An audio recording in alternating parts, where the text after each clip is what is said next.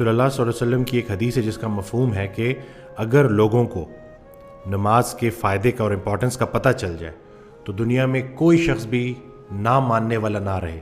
یہ اتنی ضروری ہے. اور نماز دراصل اللہ کی یاد ہے.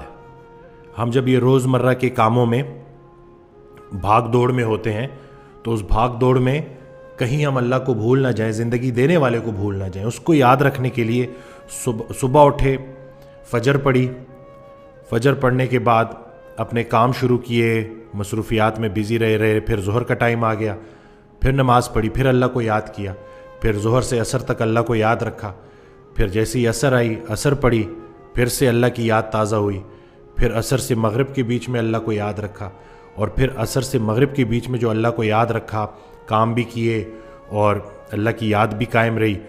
پھر جب مغرب آئی تو مغرب میں پھر وہ یاد تازہ کر لی, پھر عشاء پڑھی اور عشاء کے بعد باوضو سو گئے. تو اس طرح سے پورا دن اللہ کی یاد قائم رہی, تو پورا کا پورا دن عبادت میں, رات کو باوضو سو گئے تو نیند عبادت میں.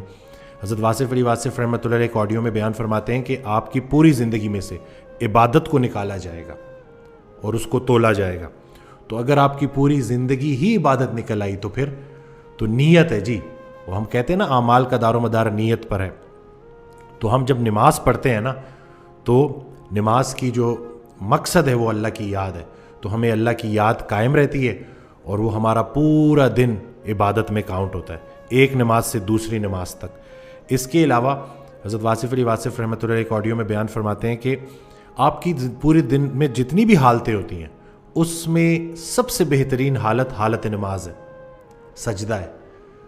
اللہ تعالیٰ کا قرب ہر کوئی مانگتا ہے نا کہ اللہ ہمیں اپنے قریب کر دے, تو اللہ تعالیٰ جو ہے ارشاد فرماتا ہے کہ سجدہ کرو اور میرے قریب ہو جا. تو یہ اس میں اتنی فائدے ہیں ہمارے لیے, ظاہری بھی اور باطنی بھی, دونوں لحاظ سے.